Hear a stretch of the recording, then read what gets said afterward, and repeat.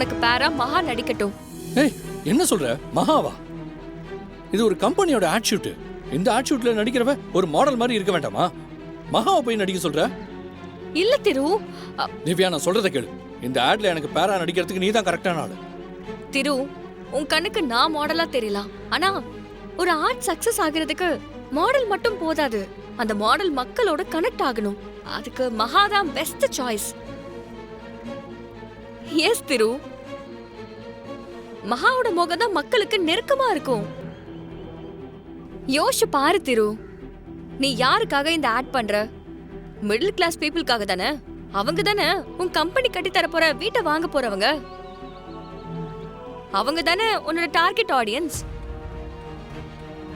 அப்போ யாரோட முகம் செட் ஆகும்? ஏன் முகமா இல்ல மகா முகமா?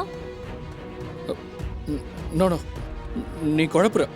இது சரியா வருமானு எனக்கு தெரியல. நான் சொல்றேன், இதுதான் சரியா வரும். எல்லாத்துக்கும் மேல மகா அழகாவும் இருக்கா. இன்னும் வேற என்ன வேணும் திரு?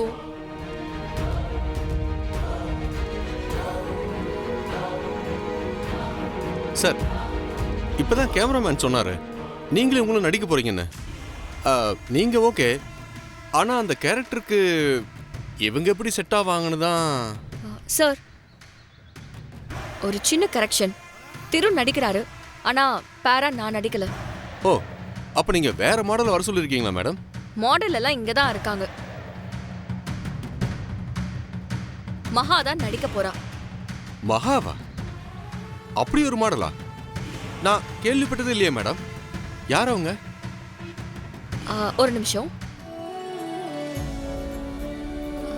அதோ அங்க நிக்கிறாளே, அந்த பொண்ணுதான்.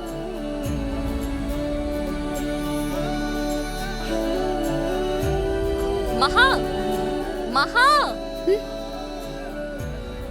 இங்க வா.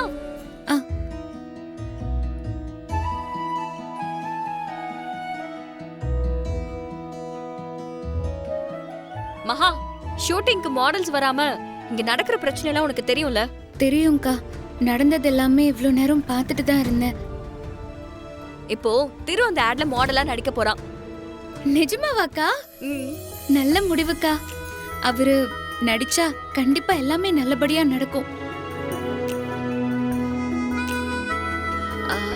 கூட ஜோடியா நடிக்க போறது நீதான்.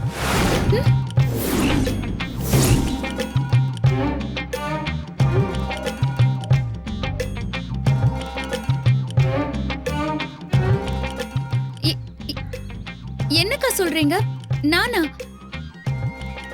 ஐயோ, எனக்கு நடிக்கலாம் வரவே வராது. எல்லாரும் முதல்ல நடிக்கும் போது நடிப்பு கத்துக்கிட்டுலாம் வந்து நடிக்கல. சோ நீ அத பத்தி எல்லாம் கவலையே படாத. அதெல்லாம் டைரக்டர் பாத்துப்பாரு. நீ அவர் சொல்றத மட்டும் செய் போதும். என்ன மேடம் விளையாடுறீங்களா?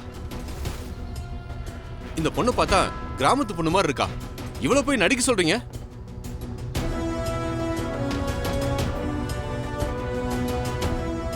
முதல்ல மாடலிங்னா என்னன்னு தெரியுமா?